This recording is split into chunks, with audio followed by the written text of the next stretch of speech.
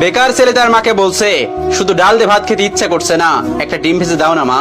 মা তখন বলছে, ডিম ঘরে বসে জন্ম হয় নাকি? শুয়ে বসে 3 বেলা শুধু বাপের ঘাড়ে বসে খাচ্ছিস, আবার মজা না হলে গলা দিয়ে খাবার নামবে না। নবাব দাদা জন্ম হয়েছে ঘরে, অকর্মা, এত বড় হয়েছে তাও কোনো কাজে খাটে না। বেকার ছেলের একটা ডিমের আবদারের বিপরীতে মা এতগুলো কথা শুনিয়ে দিল। রাগে গজগজ করতে করতে জায়গা ত্যাগ করলো। খাবার টেবিলে মায়ের এমন কথা শুনে গলা দিয়ে আর খাবার নামলো না। ভাতের প্লেটটা রেখে হাত ধুয়ে ফেললো। মা চাইলে ভালোভাবে বলতে পারতো ডিম নেই। আজ সে বেকার বলে মুখের উপর উঠতে বসতে খাবারের খোঁটাও শুনতে হচ্ছে। নিজেকে আজকাল একটা বোঝা মনে হচ্ছে। ভারী একটা দীর্ঘশ্বাস ছেড়ে রাতে না খেয়ে ঘুমিয়ে পড়লো ছেলেটা। রাত পেরিয়ে সকাল হলো, কেউ একটিবারের জন্য তাকে খেতে ডাকেনি। এক বুক চাপা কষ্ট নিয়ে না খেয়ে চলে গেল টিউশনি করতে। এটি দিয়ে হাত খরচ চালায় ছেলেটা।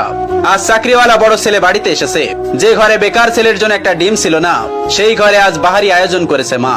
দুপুরে বড় ছেলেকে যত্ন করে খেতে দিল মা। ওই সময় অভিও এসেছে বাড়িতে। মা তাকে একটিবার অব্দি খেতে ডাকলো না। পেটের ক্ষুধা জানে এক প্লেট ভাতের জন্য কত কটু কথা সহ্য করে নিতে হয়। বেকার ছেলেটা সকল কষ্ট চাপা রেখে নির্লজ্জের মতো ভাইয়ের পাশে এসে খেতে বসলো। মা ভাই হয়তো একটু বিরক্ত হলো তার আগমনে। মা দুই ছেলেকে ভাত দিল, তবে বড় বড় মাছের টুকরো গুলো এবং মাংসের টুকরো গুলো চাকরিওয়ালা ছেলের থালাতে উঠলো। অভি মাথা নিচু করে এক থালা কথা নামক খাবার হজম করছে। আর সেই ফাঁকে মা বড় ছেলের ভাতের নিচে বড় সড়ক একটা চিংড়ি গুজে দিল, যা চোখ এড়ালো না বেকার ছেলেটির। কে বলল বাবা মায়ের ভালোবাসা সব সন্তানের জন্য সমান হয়? এই যে মায়ের ভালোবাসায় কত ব্যবধান, এই কষ্টগুলো কাউকে বলা যায় না, আর সহ্য করা যায় না। আজ তারও একটা চাকরি হলে মা তাকেও নিশ্চয়ই এভাবে এক্সট্রা খাতির যত্ন করত। কথায় কথায় মন্দ বলতো না। হঠাৎ চোখের কোনায় দুফোঁটা জল চিকচিক করছে ছেলেটার। সাথে সাথে খুব গোপনে তা লুকিয়ে প্লেটের ভাতগুলো চুপচাপ খেয়ে নিল। বিষণ্ণ মনটা নিয়ে শুয়েছে ছেলেটা কিছুক্ষণ। এরই মধ্যে মুঠোফোনটা বেজে উঠলো। তার প্রিয় মানুষটি ফোন দিয়েছে। তার প্রিয় মানুষটির ফোনের নামটা দেখে অভির মুখে হাসি ফুটে উঠলো। রিসিভ করার সাথে সাথে তার প্রিয় মানুষটি ব্যস্ত কণ্ঠে বলল, অভি, তোমার সাথে বিকাল 4টায় আমি দেখা করতে চাচ্ছি। আমি নদীর পাড়ে অপেক্ষা করছি তোমার জন্য। তুমি তাড়াতাড়ি চলে এসো, জরুরি কথা আছে। অভির হাসি মুখটা চুপসে গেল এক নিমিষেই। পকেটটা একেবারে শূন্য।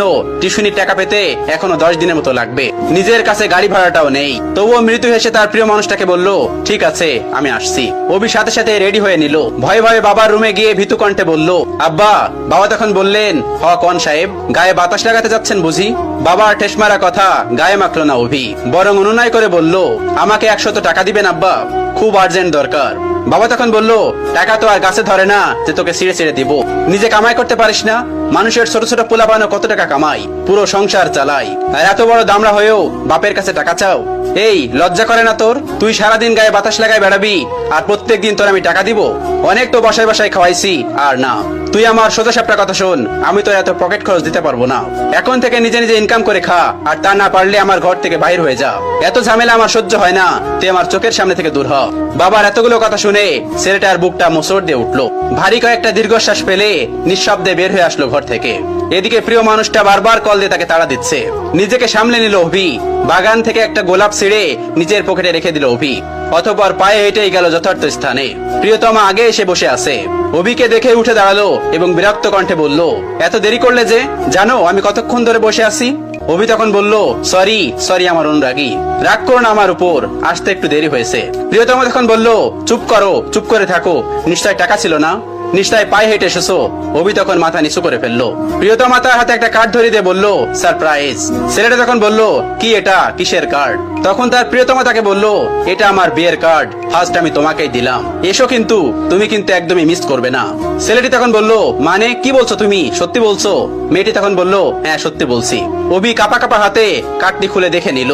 তার বুকের বাঁ পাশটায় চিনচিন করে ব্যথা করছে। কাপা কাপা কণ্ঠে জানতে চাইলো, 3 বছরের সম্পর্কের, তবে আজই কি ইতি কথা? প্রিয়তমা তখন জোর কণ্ঠে বলে উঠলো, হ্যাঁ। ছেলেটি তখন বলে উঠলো, আচ্ছা, ভালোবাসতে না আমায়? তুমি এত স্বাভাবিক, কষ্ট হচ্ছে না তোমার? কি করে পারবে তুমি আমাকে ছাড়া অন্য কাউকে বিয়ে করতে? প্লিজ প্লিজ এমন করো না, বলো এসব মিথ্যে। আমি তোমাকে ভালোবাসি, তোমাকে ছাড়া আমি কিভাবে থাকবো বলো? প্রিয়তমা তখন বলে উঠলো, দেখো, আবেগ দিয়ে জীবন চলে না, কম অপেক্ষা তো করলাম না তোমার জন্য। আমি আর আমার বাবা মাকে কষ্ট দিতে পারবো না, আমি চললাম।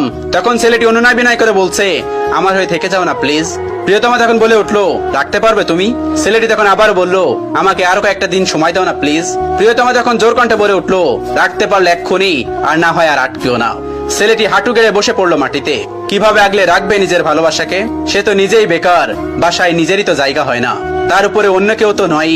অতঃপর মনের বিরুদ্ধে যে মাথা নিচু করে বলতে হলো, সরি অনুরাগী, তোমাকে রাখার সাধ্য যে আমার নেই। চলে যাও, তবে সুখী হও স্বামীর ঘরে। ভালো থেকো আমার না হওয়া প্রিয়তমা। বিদায় আমার অনুরাগী। অতঃপর 3 বছরের ভালোবাসার দাপন হলো বেকারত্বের কারণে।